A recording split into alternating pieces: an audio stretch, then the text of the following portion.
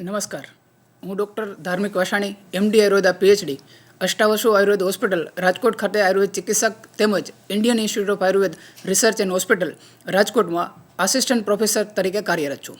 આજનો આપણો ચર્ચાનો વિષય છે ગર્ભસ્થાપન પૂર્વે પંચકર્મનું મહત્ત્વ. આ જે શબ્દ આવે છે પંચકર્મ, તો ઘણી વખત કન્ફ્યુઝન એ પ્રકારનું થતું હોય છે કે શું પંચકર્મ કરવું જોઈએ ગર્ભસ્થાપન કરતાં પહેલાં. આપણા જે પૂર્વજો છે એ જ્યારે સાંભળે છે વાત કે તમે પંચકર્મ કરાવજો, તો એ લોકો ઘણી વખત આપણને એ પ્રકારે પ્રેરિત કરતા હોય છે કે મારે 2 સંતાન છે, 3 સંતાન છે. અમે લોકોએ તો ક્યારે પણ આ પ્રકારનું પંચકર્મ કરવાની આવશ્યકતા નથી થયેલી. બટ ત્યારનો સમય અને અત્યારનો વર્તમાન સમય જે છે, જેમાં મુખ્ય જે કારણ જે છે કોમ્પિટિશન જે છે, કે જેમના કારણે આપણી જે લાઇફસ્ટાઈલ જે છે એ ઘણી બધી ચેન્જ થઈ ગઈ છે. આયુર્વેદિક લાઇફસ્ટાઈલ જે છે, જે આપણે અપનાવવી જોઈએ, જે આપણે નથી કરી શકતા, તો એના ઓપ્શનમાં આપણે બીજું શું કરી શકીએ કે આપણે પંચકર્મ જે છે, જેમના દ્વારા આપણા શરીર જે છે એમનું શુદ્ધિકરણ કરી શકીએ. આજના સમયમાં સંપત્તિ પ્રાપ્ત કરવી ઘણું સરળ છે, બટ એ સમયમાં ઉત્તમ સંતાન પ્રાપ્ત કરવું એટલું જ મુશ્કેલ છે. એ પંચકર્મ શબ્દ આપણે સમજતા પૂર્વ, પંચકર્મ પ્રોસિજર સમજતા પહેલાં ગર્ભસ્થાપન શું છે એના વિશે થોડી માહિતી લઈએ. ગર્ભસ્થાપન, ગર્ભ એટલે શું? ગર્ભ મીન્સ શુક્ર શોણિત સંયોગે કુક્ષિગતે ખલું ગર્ભ સંજ્ઞા. આ રીતે આચાર્ય સુશ્રુતે આયુર્વેદની અંદર વર્ણન કરેલું છે કે જેમાં શુક્ર અને શોણિતનો કુક્ષી મીન્સ ગર્ભાશયની અંદર સંયોગ થવો, એમને ગર્ભ સંજ્ઞા આપેલી છે. આ ગર્ભ સ્થાપન પ્રોપર રીતે થાય, ગર્ભ સ્થાપન જે છે યોગ્ય રીતે થાય, એમના માટે આવશ્યક જે સામગ્રી જે છે એમનું વર્ણન પણ આચાર્ય સુશ્રુતે ડિટેલમાં કરેલું છે. મુખ્ય સામગ્રી કઈ કઈ છે કે જેમાં ધ્રુવમ ચતુર્ણા સાનિધ્યાત ગર્ભશાત વિધિપૂર્વક ઋતુ ક્ષેત્ર અંબુ બીજાનામ સામગ્ર્યાદ અંકુરો યથા. અર્થાત કે ઋતુ, ક્ષેત્ર, અંબુ એન્ડ બીજ, આ જે 4 વસ્તુઓ જે છે એ અતિ આવશ્યક છે ગર્ભાધાન સમયે. જેમાં 1 by 1 આપણે સમજીએ કે છે શું. ઋતુ એટલે શું? ઋતુ મીન્સ ગર્ભાધાન યોગ્ય કાલ. આયુર્વેદમાં ગર્ભાધાન યોગ્ય કાલ માટે શું વર્ણન કરેલું છે? પુરુષ માટે 25 યરની એજ અને સ્ત્રી માટે 16 યરની એજ જે છે, જેમને યોગ્ય કાલ માટે વર્ણન કરેલું છે કે એ સમયે કે જ્યારે પુરુષ અને સ્ત્રી બંનેનું ધાતુ જે છે પરિપક્વ હશે અને મેચ્યોરિટી લેવલ પણ એ પ્રકારની હશે કે ત્યારે એ જે આવનાર સંતાન જે છે એમનું જતન કરી શકશે. આચાર્ય સુશ્રુતે ઋતુકાલ સંદર્ભમાં વર્ણન કરેલ છે દ્વાદશ રાત્રિ મીન્સ માસિકના 4થા દિવસથી લઈને આગળની 12 રાત્રિ જે છે જેમને માસિક કાલ કહેલો છે, જેમને ઋતુકાલ કહેલ છે, કે જે ગર્ભાધાન માટે આવશ્યક છે. જે રીતે સૂર્યાસ્ત સમયે કમળ થતાં જ કમળનું ફૂલ જે છે એ સંકોચાઈ જાય છે, એ જ રીતના આ ગર્ભાધારણ માટેનો જે કાલ છે, જે દ્વાદશ રાત્રિનો કાલ છે, એ પસાર થતાં જ ગર્ભાશયનું મુખ જે છે એ પણ સંકોચિત થઈ જાય છે અને પછી એ બીજનું ગ્રહણ નથી કરી શકતું. તો આ જે કાલ જે છે એમાં પણ વિવિધ પ્રકારની જે છે એબનોર્માલિટીઝ જોવા મળતી હોય છે કે ઘણા લોકોને અનિયમિત માસિકનો પ્રોબ્લેમ રહેતો હોય છે, ઘણા લોકોને માસિક જે છે એ જ નથી આવતું હતું, અથવા તો અતિ સમય સુધી માસિકનો સ્ત્રાવ થતો હોય છે. તો આવી વિવિધ પ્રકારની જે કમ્પ્લેન જે હોય છે કે તેમાં આપણે પંચકર્મ દ્વારા જે છે એમનું નિવારણ કરી શકીએ છીએ. ઋતુ, ધેન નેક્સ્ટ છે ક્ષેત્ર. ક્ષેત્ર એટલે શું? કે જ્યાં બીજનું રોપણ થવાનું છે, એટલે કે ગર્ભાશય, યુટેરસ, કે જ્યાં આપણે બીજનું રોપણ કરવાનું છે. જો ગર્ભાશય શુદ્ધ હશે તો જ એ ગર્ભનું સ્થાપન ત્યાં પ્રોપર રીતે થઈ શકશે. જે રીતે ખેડૂત જે છે જમીનની અંદર બીજનું રોપણ કરે છે, એ પૂર્વ જમીનને ખેડી અને બીજના રોપણ માટે એમને યોગ્ય બનાવે છે, એમને ફળદ્રુપ બનાવે છે. એ રીતના જો ક્ષેત્ર મીન્સ કે યુટેરસ જે છે એ પ્રોપર હશે તો જ ત્યાં યોગ્ય રીતે બીજ જે છે શુક્ર અને આર્તવ એમનું ત્યાં રોપણ થઈ શકશે. યુટેરસ જે છે એમની ઘણા લોકોને કમ્પ્લેન હોય છે કે યુટેરસની દિવાળ જે છે ન બનવી, પાતળી બનવી, અથવા તો યુટેરસની અંદર સિસ્ટ હોવી, ગાંઠ હોવી, ફાઇબ્રોઇડ હોવી, આવી વિવિધ પ્રકારની કમ્પ્લેનના કારણે ઘણી વખત ગર્ભસ્થાપન જ થતું નથી, અથવા તો ગર્ભસ્થાપન થયા બાદ તરત જ ગર્ભસ્ત્રાવ થઈ જવું, એબોર્શન થઈ જવું, આ પ્રકારની કમ્પ્લેન જે છે એ જોવા મળતી હોય છે. તો આવી સમસ્યાઓ જે છે એ પણ આપણે પંચકર્મ દ્વારા જે છે નિવારણ કરી શકીએ છીએ. નેક્સ્ટ ઋતુ, ક્ષેત્ર સમજ્યા બાદ નેક્સ્ટ જે ટોપિક છે અંબુ. અંબુ એટલે શું? અંબુ મીન્સ નરિશમેન્ટ, કે જે દેહ એન્ડ બીજ મીન્સ શુક્ર અને આર્તવ એમનું જે પોષણ જેમના દ્વારા મળે છે, એ પોષણ કેમના દ્વારા મળે છે? જે આપણે આહાર અને વિહાર જે સેવન કરીએ છીએ કે જેમનાથી બીજનું પોષણ થાય છે.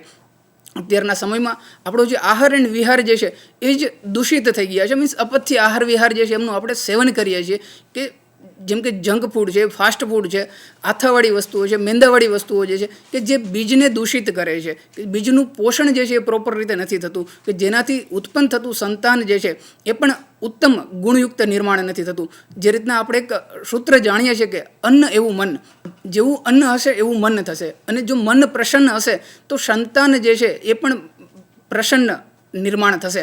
એના માટે આપણો આહાર અને વિહાર જે દૂષિત છે અથવા તો અપથ્ય આહાર વિહાર આપણે જે સેવન કરીએ છીએ, જેનાથી આપણા શરીરની અંદર વાત, પિત્ત અને કફ જે દોષ છે એમનું ઇમ્બેલેન્સ થાય છે અને જે બીજને દૂષિત કરે છે, જેનાથી સંતાનનું નિર્માણ જ થવું જે છે ઇમ્પોસિબલ જેવું થઈ જાય છે, જેને દૂર આપણે પંચકર્મ દ્વારા કરી શકીએ છીએ. ઋતુ, ક્ષેત્ર, અંબુ 3 સમજ્યા બાદ નેક્સ્ટ છે બીજ. બીજ એટલે શું? શુક્ર એન્ડ આર્તવ મીન્સ સ્પર્મ એન્ડ ઓવમ. ગર્ભ સ્થાપન માટે શુદ્ધ શુક્ર અને શુદ્ધ આર્તવનું હોવું પણ એટલું જ અનિવાર્ય છે જેટલું ઋતુ, ક્ષેત્ર એન્ડ અંબુ 3 સામગ્રી જે છે. જે રીતના ઘણા લોકોને કમ્પ્લેન રહેતી હોય છે કે સ્પર્મ કાઉન્ટ જે છે ઓછા હોવા, અથવા તો સ્પર્મ જે છે એમની મોટિલિટી ઓછી હોવી, અથવા તો સ્પર્મ શુક્ર જે છે એ રસીથી યુક્ત હોવું મીન્સ ઇન્ફેક્શનથી યુક્ત હોવું, એમાંથી દુર્ગંધ આવી, આવી પ્રકારની વિવિધ કમ્પ્લેન હોય છે. સાથે ઓવમમાં પણ ઘણા લોકોને કમ્પ્લેન હોય છે કે એગ ફોલિકલ જ ન બનવા. આવા વિવિધ પ્રકારની જે કમ્પ્લેન છે જે આપણે પંચકર્મ દ્વારા દૂર કરી શકીએ છીએ.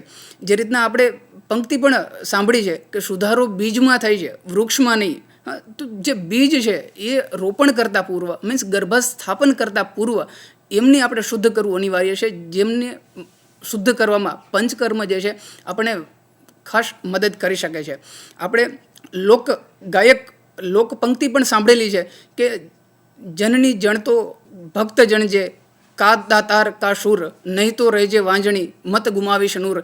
મીન્સ કે જનની જો તું પુત્ર સંતાન જન્મ આપે છે તો એવા સંતાન, એવા ઉત્તમ ગુણયુક્ત સંતાન જે છે એમને જન્મ આપજે, અધરવાઇઝ તું વાંજણી રહેજે. જે લોકપંક્તિ પણ છે. બટ એ ઉત્તમ સંતાનની પ્રાપ્તિ કેમના દ્વારા થઈ શકે? ઉત્તમ બીજ દ્વારા થઈ શકે, ઉત્તમ ક્ષેત્ર દ્વારા થઈ શકે. એ ઉત્તમ ક્ષેત્ર અથવા તો ઉત્તમ બીજનું નિર્માણ આપણે કેમના દ્વારા કરી શકીએ? તો એમના માટે આયુર્વેદની અંદર વર્ણિત જે પંચકર્મ પ્રોસિજર છે જે આપણને ખૂબ મદદગાર નીવડી શકે છે. એમાં પંચકર્મ શું છે? પંચ એટલે કે 5, જેમાં 5 કર્મ મીન્સ પ્રોસિજર, જેમાં વિવિધ 5 પ્રકારની પ્રોસિજરનો સમાવેશ થાય છે કે જેના દ્વારા આપણા શરીરની જે અશુદ્ધિઓ જે છે આપણે દૂર કરી શકીએ છીએ. કે જેમાં મુખ્યત્વે 5 કર્મ જે છે વમન, વિરેચન, બસ્તી, નશ્ય, રક્તમોક્ષણનો સમાવેશ થાય છે. એ 5 કર્મ છે શું? એમાં જે વમન કે જેમાં મુખ્યત્વે આયુર્વેદની ઔષધિઓ વડે આપણે ઉલટીઓ કરાવીને શરીરમાં રહેલી દૂષિત કફ જે છે એમને બહાર કરવામાં આવે છે. જે માસિક ન આવવું, અથવા તો ગર્ભાશયની ગાંઠ હોવી, સ્પર્મની મોટિલિટી ઓછી હોવી, અથવા એવી વિવિધ પ્રકારની જે કમ્પ્લેન હોય છે એમાં વમન જેવી પ્રોસિજર કરવાથી, વમન કર્મ કરવાથી ફાયદો થતો હોય છે.